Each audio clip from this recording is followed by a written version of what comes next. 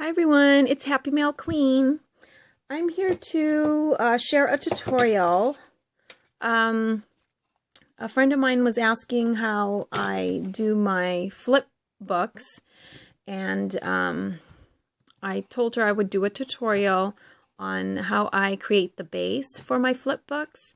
And I didn't exactly come up with this idea. I saw a video when, the flip books were first coming out, and I looked at several tutorials, and then I just kind of tweaked it for my needs.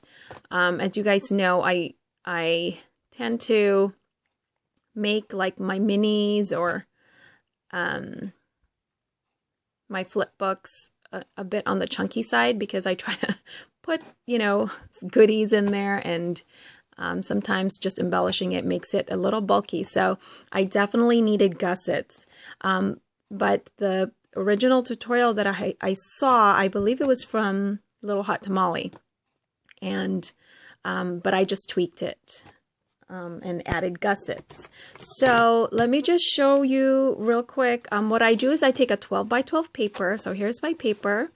I have my Martha Stewart punch board, and excuse the mess in the back. Yeah. I still have a lot of junk on my desk because I'm working on a project. And so what I do is, first you want to make sure you have a true 12 by 12 size paper, which I do.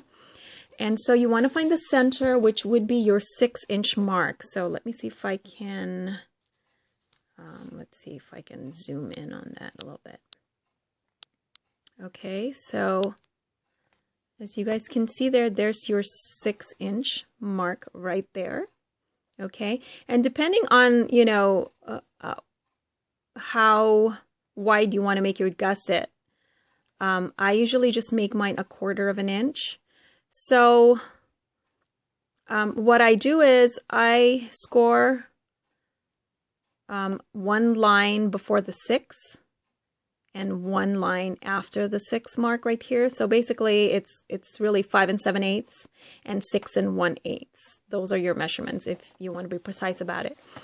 So you're not going to score the 6-inch mark. You're going to score a line before and after. So that way you're creating a 1/4 inch gusset. Okay, so hopefully that makes sense. So let's go ahead and score that. So I'm going to go right here and just score all the way down.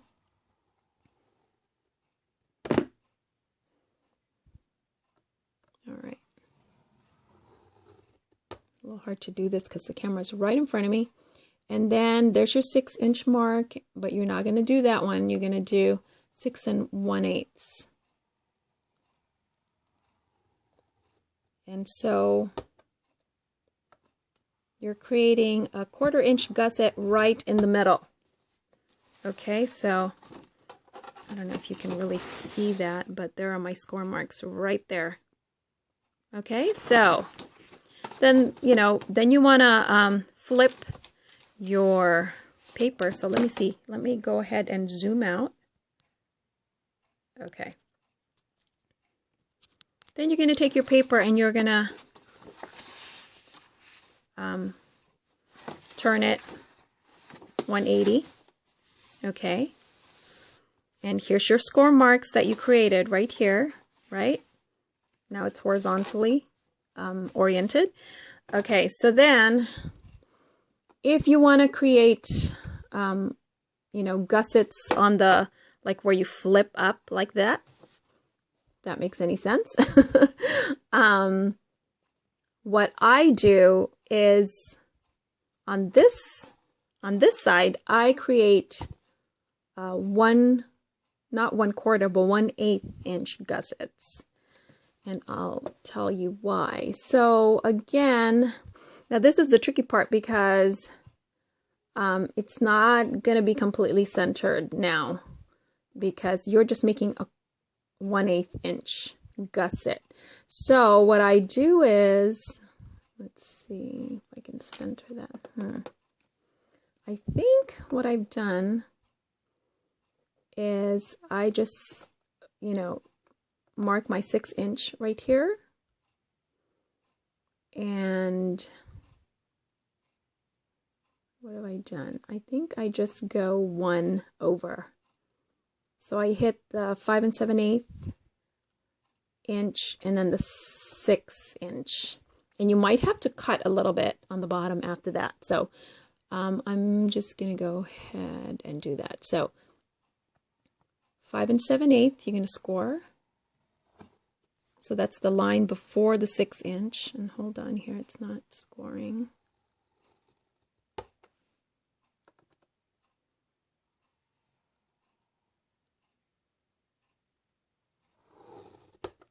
And then 6 inches.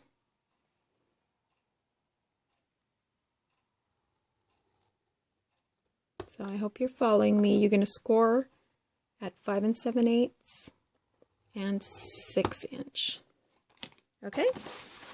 Now you're done with your scoreboard. Now you want to cut. And if you want to be precise, you know, you can use your cutting, your paper trimmer, or you can just use some scissors. So since someone gifted me some scissors, some golden scissors here. Hi, Bridget.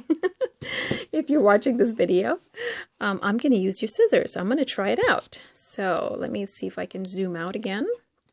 Okay, so now that we have that, you probably want to kind of fold your gussets, okay? You create your gussets. And as you can see, this is only a 1/8 inch gusset here. Okay.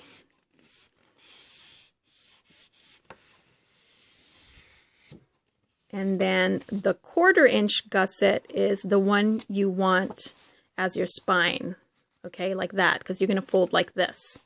So what I usually do is I will cut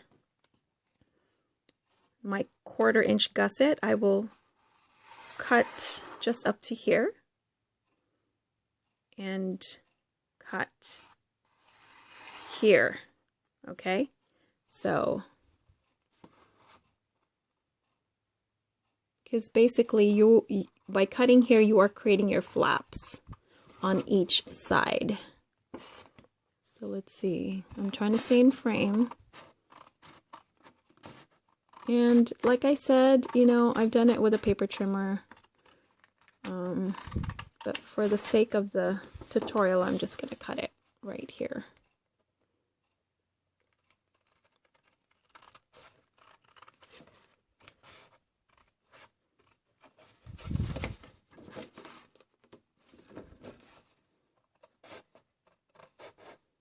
Which might have been easier to just use the paper trimmer. But I don't know, kind of just lazy to take it out.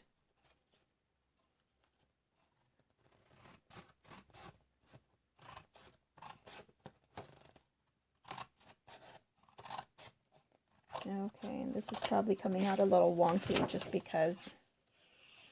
Okay, well, anyway, I'm not really going to use this one, but, okay, so I kind of like made a mistake right there, but of course you don't want to do that. You want to, it's hard to do it on camera, but you want to be as precise as possible. And I don't cut this piece off, believe it or not. I actually keep this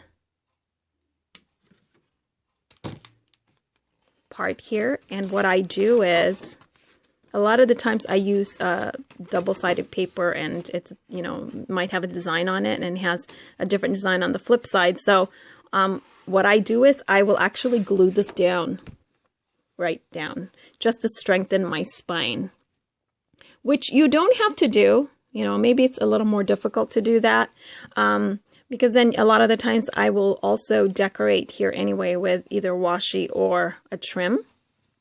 But again, that's what I do. That's what I've done in the past, just to strengthen the spine. Okay. And, you know, basically that's it. So see, this is your 1/8 inch gusset right here, which will fold down. And then this is your 1/8 inch gusset here, which folds like that. And then this is your 1/4 inch gusset. And so when you fold this like so, and again, like I said, you're going to have to probably trim the excess right here, okay, which is not hard to do. But that way this creates a 1/4 inch gusset. Okay, and so it comes out even. So there's your 1/4 inch gusset, and there's your 1/8 and 1/8 gusset, which makes a 1/4 inch gusset. That makes sense, right? I think it makes sense. Of course, it's a little wonky because I didn't trim it very well. But believe me, this will fall into place. Like once you start embellishing it. See, right now, it's a little wonky because I don't have embellishments that's going to keep that nice and, you know, there's nothing that's going to keep this, you know, its shape up here. But once you have the embellishments, then it will fold nicely. And also the weight of the embellishments will keep it nice and flat. Usually it does. So anyway, I hope that's helpful to you guys. You know, leave me a comment. If you have any questions, let me know. But that's how I do it. That's how I do my flip book. So, and that's worked for me.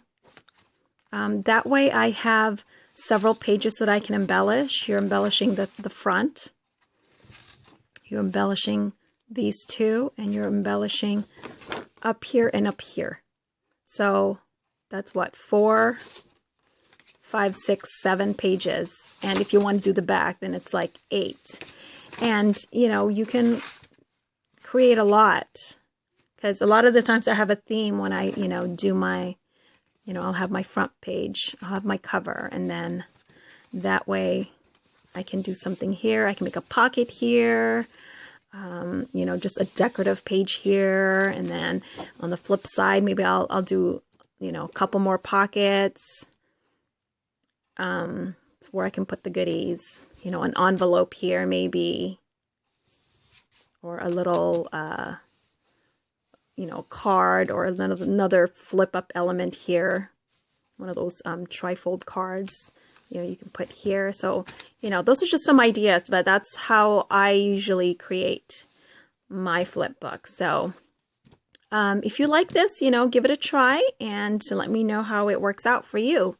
So, thanks for watching, everyone. And Ofelia, I hope this is helpful to you, but this is how I create my flip book.